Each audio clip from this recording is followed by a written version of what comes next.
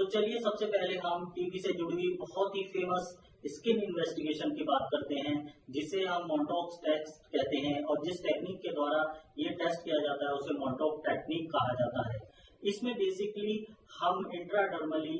Fluid को inject करते हैं, यानी स्किन के बीच में एक स्पेशल फ्लूइड को इंजेक्ट किया जाता है जिसे हम ट्यूबरकुलिन फ्लूइड कहते हैं, और उस एरिया को हम मार्क करते हैं जिसमें हमने ट्यूबरकुलिन फ्लूइड को इंजेक्ट किया है, और हम 48 से 72 घंटे तक इसे ऑब्जर्व करते हैं, देखते हैं कि जहां हमने फ्लूइड इंजेक्ट किया है वो एरिया अपने साइज में इंक्रीज तो नहीं हुआ, उसमें हार्डनेस या स्वेलिंग तो नहीं आई, और इसी के बेसिस पे हम ट्यूबरकुलोसिस की डायग्नोसिस बनाते हैं। तो चलिए मोंटॉक्स टेस्ट के स्टैंडर्ड प्रोसीजर की बात करते हैं कि किस तरीके से इस टेस्ट को किया जाता है। इस टेस्ट में ट्यूबरकुलिन फ्लूइड की 5 ट्यूबरकुलिन यूनिट को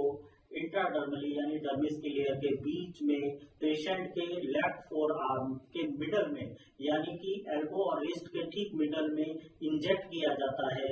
एक ट्यूबरकुलिन यूनिट जो है वो 0.1 ml के बराबर होती है, यानी कि पेशेंट में हम ट्यूबरकुलिन फ्लूइड का 0.5 ml इंजेक्ट करते हैं। इस फ्लूइड को इंजेक्ट करने के लिए हम एक स्पेशल सिरिंज का यूज कर रहे हैं जिसे ट्यूबरकुलिन सिरिंज कहा जाता है, और जब हम इंजेक्ट कर रहे हैं इस सिरिंज को पेशेंट की डर्मिस में, तो हमें ध्यान रखना है कि जो ये ट्यूबरकुलिन सिरिंज है इसकी जो निडल हो उसका बेवल अपवर्ड होना चाहिए। फिगर में आपको सिरिंज का बेवल दिख भी रहा होगा, उसे हमें अपवर्ड फेसिंग रखना है और तब फ्लूइड को पेशेंट के इंट्राडर्मली इंजेक्ट करना है। अगर फ्लूइड को सही तरीके से इंजेक्ट किया गया है तो देखा जाता है जिस एरिया में हमने फ्लूइड को इंजेक्ट किया है वहां एक इंड्यूलेशन, एक पेल कलर का उभार देखने को आपको मिलेगा, जो कि नॉर्मली साइज में 6 mm से लेकर 10 mm तक का होगा। इसके बाद हम क्या करेंगे, पेशेंट को 48 से 72 घंटे तक वेट कराएंगे, यानी उसे दोबारा रिटर्न हम 48 से 72 घंटे के बाद बुलाते हैं। आइडियली तीसरे दिन हमें पेशेंट को बुलाना चाहिए, और जो इस एरिया में हमने इंजेक्ट किया है उसको हमें पेन से सर्कुलरली मार्क कर लेना चाहिए, ताकि जब दोबारा पेशेंट आए तो हमें उस एरिया को ढूंढने में कोई तकलीफ ना हो। तो फिर उसके 48 से 72 घंटे के बाद हम उस पार्ट को, उस एरिया को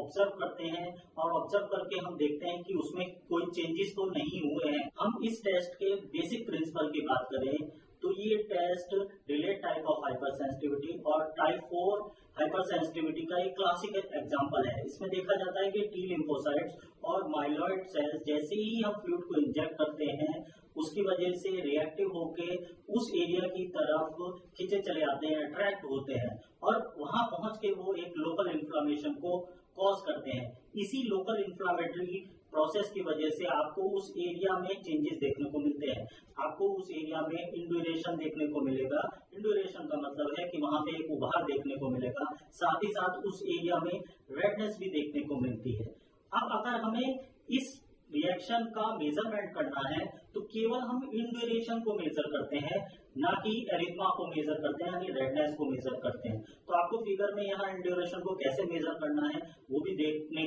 को दिख रहा होगा। हमने इस इंड्यूरेशन के डायमीटर को मेजर करना है। अगर हमने प्रीवियसली इसको मेजर किया था, यानी 48 से 72 घंटे पहले जब हमने उसे पहली बार इंजेक्ट किया था उसको मेजर किया था, और अब उसको मेजर हम कर रहे हैं और उसमें इंड्यूरेशन में हमें कोई चेंजेस देखने को नहीं मिल रहा, तो इसे हम 0 mm में मार्क करते हैं। और 0 mm का मतलब है कि पेशेंट में मोंटॉक्स टेस्ट नेगेटिव है, यानी उसमें हमें कोई चेंजेस देखने को नहीं मिले, यानी पेशेंट में ट्यूबरकुलोसिस नहीं है। और यदि हमें एरिया ऑफ इंड्यूरेशन में 5 mm, 10 mm या 15 mm के बराबर या उससे ज्यादा का चेंजेस देखने को मिलता है तो हम इसे ट्यूबरकुलिन टेस्ट यानी मोंटॉक्स टेस्ट का पॉजिटिव होना कहते हैं। यानी कि इससे ये पता चलता है कि पेशेंट में ट्यूबरकुलोसिस का बैक्टीरिया प्रेजेंट है, यानी पेशेंट को किसी फॉर्म में ट्यूबरकुलोसिस है। तो अब सबसे पहले हम 5 mm या 5 mm से ज्यादा का इंक्रीज इन इंड्यूरेशन जिनमें मिलता है वो कैसे पेशेंट हो सकते हैं। सबसे पहले ये 5 mm का इंक्रीज हमें HIV के पेशेंट्स में देखने को मिल सकता है, ऐसे लोगों में देखने को मिल सकता है जो रिसेंटली अभी किसी टीबी पेशेंट के कांटेक्ट में आए हों। इसके अलावा ऐसे पेशेंटों में देखने को मिल सकता है जिनमें प्रीवियसली ट्यूबरकुलोसिस थी बट अब हील हो चुकी है। साथ ही उनके एक्सरे में आपको नोडुलर और फाइब्रोटिक चेंजेस देखने को मिल रहे हैं, या ऐसे पेशेंटों में देखने को मिल सकता है जिनमें ऑर्गन ट्रांसप्लांट या इम्यूनोसप्रेसिव ट्रीटमेंट चल रहा हो। तो ओवरऑल इन सभी पेशेंट में आपको 5 mm या 5 mm से ज्यादा का